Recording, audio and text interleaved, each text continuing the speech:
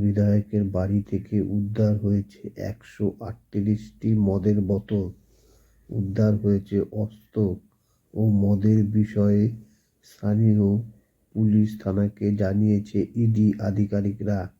এই বিপুল পরিমাণে নগদ সোনার উৎস খোঁজার জন্য তদন্ত চলছে ইডি। সেই সঙ্গে এত অস্ত্র এবং মদের বোতলের মজুদ থাকার কারণে খতিয়ে দেখছেন তদন্তকারী দল। প্রাক্তন বিধায়কের বাড়ি থেকে 5টি বন্দুক, 5 কোটি টাকা নগদ, 5 কেজি সোনা উদ্ধার করল ইডি আধিকারিকরা। বিধায়কের বাড়ি থেকে 5 কোটি নগদ, 5টি বিদেশি বন্দুক এবং 5 কেজি সোনার উদ্ধার করল ইডি। জানা গিয়েছে, হরিয়ানার প্রাক্তন বিধায়ক তথা আইএনএলডি নেতা দিগলাল সিংয়ের যমুনানগরের বাড়ি থেকে বিপুল পরিমাণে অর্থ এবং সেই সব অস্ত্র উদ্ধার করেছে ইডি। শুক্রবারে দিলবাগের বাড়িতে তল্লাশি চালিয়েছিল ইডি। এদিকে প্রাক্তন বিধায়কের বাড়ি থেকে 308টি রাউন্ড তাজা গুলিও উদ্ধার হয়েছে। এছাড়াও তার বাড়ি থেকে 138টি মদের বোতল উদ্ধার হয়েছে। 5 কেজি ওজনের সোনার বিস্কুটও উদ্ধার হয়েছে। অভিযান চলাকালীন ইডির সূত্রে জানা গিয়েছে, তল্লাশি অভিযান চলাকালীন দিলবাগের বাড়ি থেকে দেশি এবং বিদেশি তার বিভিন্ন বিনিয়োগ সংক্রান্ত তথ্য এবং নথি হাতে এসেছে তদন্তকারীদের।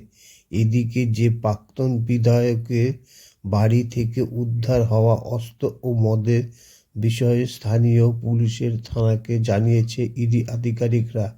এই বিপুল পরিমাণে নগদ সোনার উৎস খোঁজার জন্য তদন্ত চলছে ইডি। সেই সঙ্গে এত অস্ত্র এবং মদের বোতল মজুদ রাখার কারণে খতিয়ে দেখছে তদন্তকারীরা। এদিকে শুক্রবার হরিয়ানা কংগ্রেসের বিধায়ক সুরেন্দ্র পানোয়ারের বাড়িতে তল্লাশি চালায় তার বাড়ি। গত বৃহস্পতিবার তল্লাশি অভিযান শুরু করেছে ইডি আধিকারিকরা। এছাড়াও বিজেপি নেতা মনোজ ধাওয়ানের বাড়িতে ইডি তল্লাশি অভিযান চালায়। তবে মনোজের বাড়ি থেকে ইডি কি উদ্ধার করেছে তা স্পষ্টভাবে কিছু জানা যায়নি। উল্লেখ্য, 2014 সালে মনোহরলাল খাট্টার বিরুদ্ধে নির্বাচনে লড়েছিলেন মনোজ।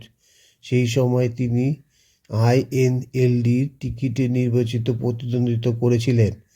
উল্লেখ্য, প্রাক্তন বিধায়ক দিলবাগ বর্তমান কংগ্রেস বিধায়ক সুরেন্দ্র এবং বিজেপি নেতা মনোজের বিরুদ্ধে বেআইনি খনি পরিচালনার সংক্রান্ত অভিযোগ রয়েছে। সেই অভিযোগের প্রেক্ষিতে